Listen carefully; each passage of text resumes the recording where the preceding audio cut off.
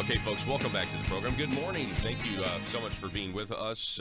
Again, telephone number if you want to call us or text us today, 870-275-9799. I want to welcome back to the program. We have talk radio host, constitutional attorney, teacher extraordinaire, KrisAnne Hall's back with us. KrisAnne, how are you? I am fantastic. How are you today? I'm doing fantastic as well. I've been following some of your articles, reading some of your articles, one on Brexit, but also one on the media, and I really think this is pretty fantastic. Where you write this: America's media and politicians have become nothing but a source of sickening and toxic blither, whose only purpose is to divide Americans through contrived and artificial standards. They work to keep us hating each other so we cannot see the real enemy, nor can we join together in liberty and be truly free. We are enslaving ourselves at their command, and we do not even realize it. I couldn't agree more, and I know there's people out there listening that are just nodding their heads. I mean, that really sums it up, KrisAnne. Yeah, I think that we as an Americans are beginning to wake up to this reality. I mentioned yesterday on the radio show.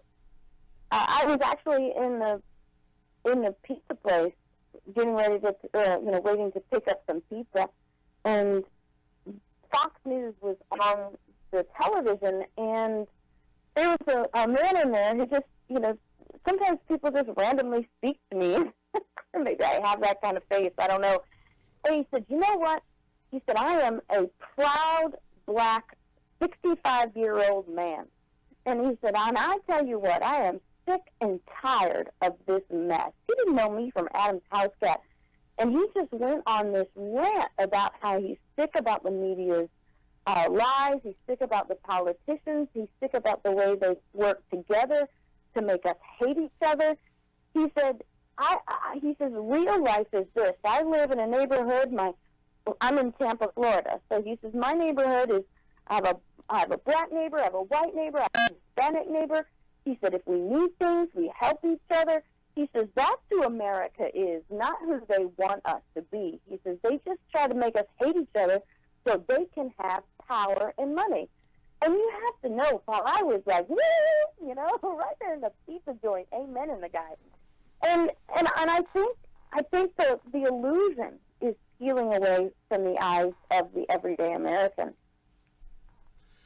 I do. I hope that's the case. I mean, I definitely know people are frustrated. I think they are getting the sense that in a way they're being manipulated. I mean, that's really what's going on here. There's a blockade of truth out there. And, when it comes to ideas like liberty, I do think there are still most people out there that it's a very American idea to think of, like, well, hey, I'm an American. I have a right to be, to be left alone, and like I have a right to privacy and these. I feel like that's still like a thing. And yeah. But when you talk about the Constitution and go around teaching these things, I'm sure you get questions from the audience where people are kind of almost, I don't know, maybe sometimes they're not getting it. Maybe they bring something up that they just heard, on the media or on a website, for clicks. Well, there is a lot of error in the minds of Americans because, to be honest, we have failed to teach the Constitution properly since 1833. And so most of what we understand about the Constitution from what we've learned in school, and I'm not talking about the people who've made the effort, to read the founders themselves or to read and understand what's not in the textbook. But for most Americans whose understanding of American government, American history, American Constitution simply comes from what they heard in school is really based on error.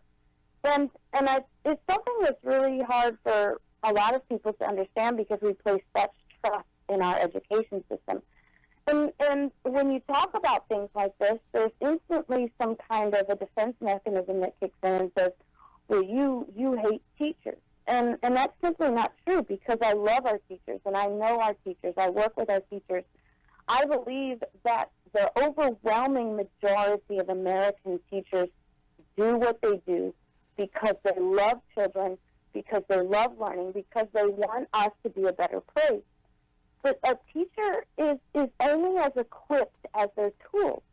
And our tools have been designed to teach Americans errors so that we don't know, like I said in the article, who the real enemy is. And we have been taught that government is to have more power than it's supposed to have, that it's better for us to have government with power than for the people to self-govern. We have been taught so many lies that you're right. Even in my conservative circles that I teach, because I teach everybody, I mean the broad spectrum. I have liberal audiences, conservative audiences, because I teach the Constitution and people want to know. But even in those who believe themselves to be conservatives, who would even identify themselves as constitutionalists, Paul, believe that government is supposed to have power that they simply don't have. And that the error is only compounded by further misunderstandings and misteachings, by the important details of the power of the president, by the qualifications of the president, by the authority of Congress. And my goodness, if I had one pet peeve, that would be the idea that is just rampant in the American head, that simply because the courts say it so, it must be so. Mm-hmm. Yeah, that one right there is something that, well, I mean, you know, if you attempt to combat that notion, then you're going to get, you know, well, jurisprudence, or, you know, yeah. you're going to get that answer, and that's one. I mean, that's like, it's almost like that is sacred. You know, we've got to leave it up to 9 people in black robes. Well, and it's trickled down to any court and any judge, and it's just, if I could do one thing, that would be to wake up the American people to the absolute slaving mentality that error breeds in the hearts, the minds, and even the souls of Americans. And when you try to bring out the ludicrous nature of that kind of ideology, it's something that simply doesn't connect. And for me, it's very simple.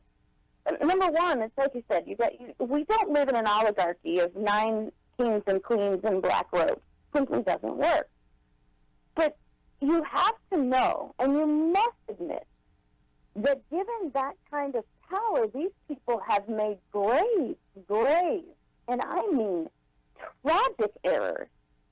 It was the Supreme Court that identified black men as property, not the Constitution.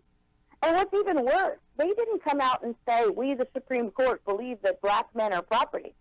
They did something more insidious and more vile. They said, we know that the Constitution establishes that black men are property.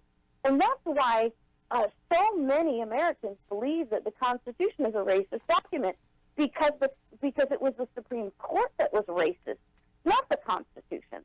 We have a Supreme Court that declared the Constitution establishes that men, women, and children can be locked up in internment camps for 4 years without due process.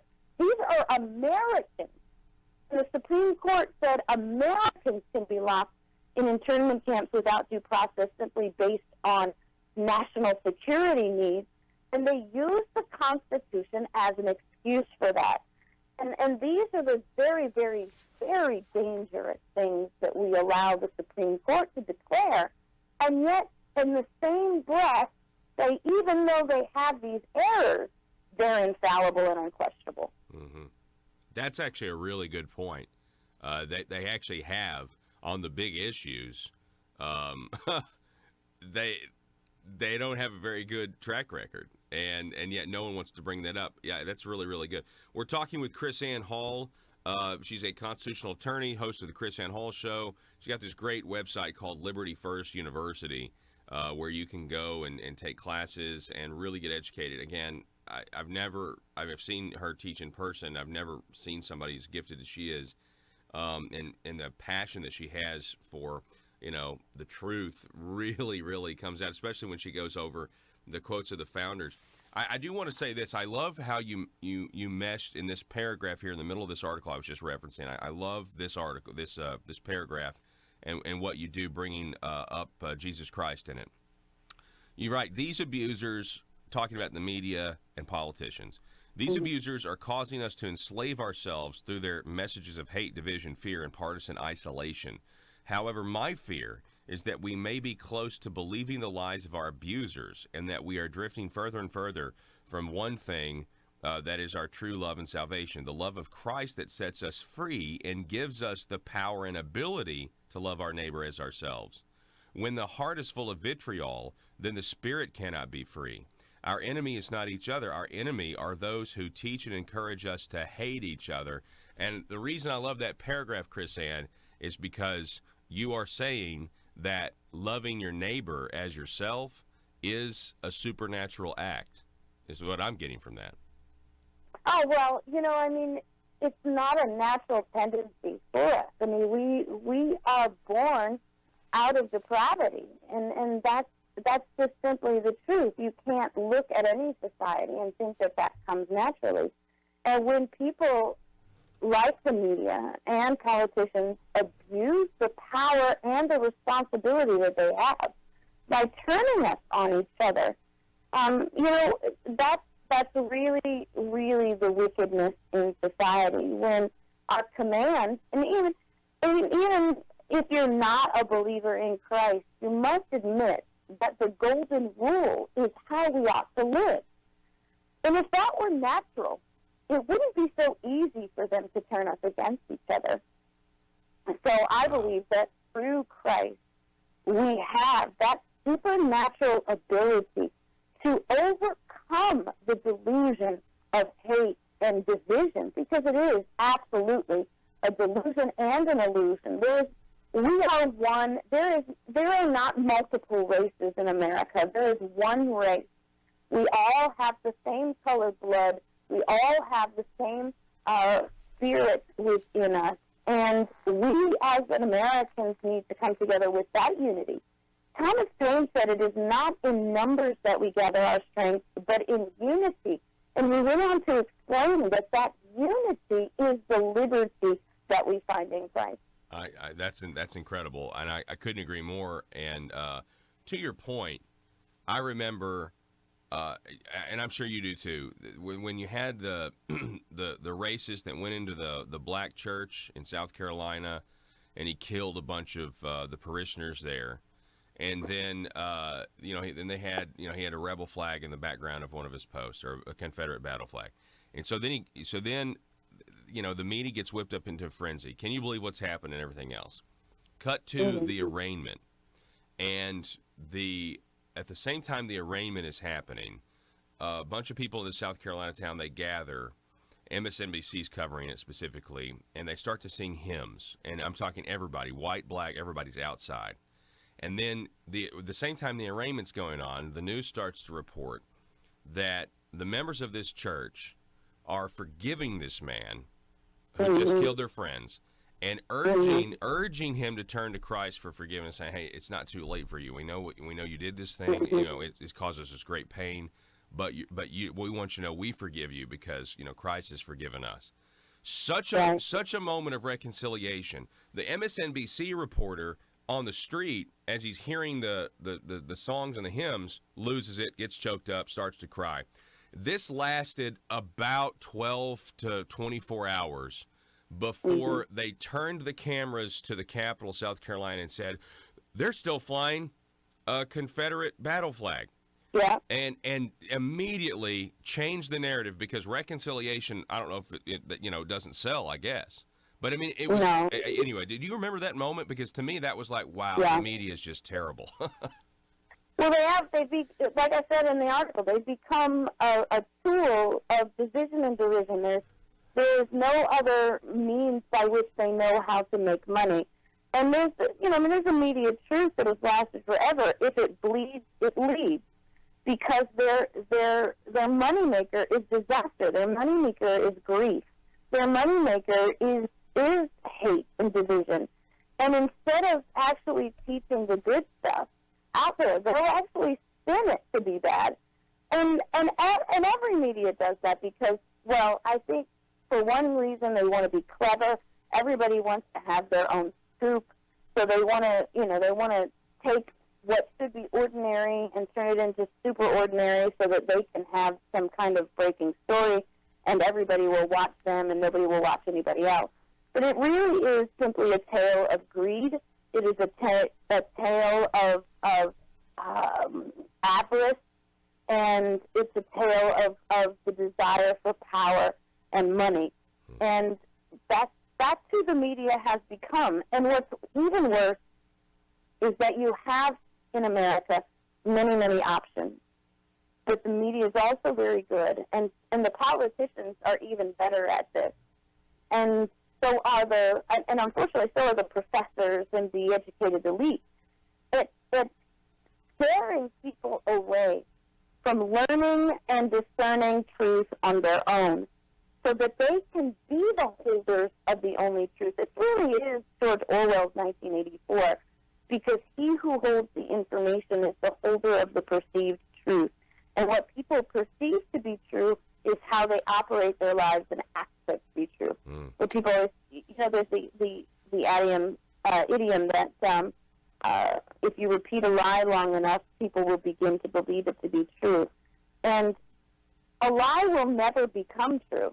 No matter how often you repeat it, no matter how much you believe it, it will still always be a lie. But if you live your life as if that lie were true, then your entire life is built on lies.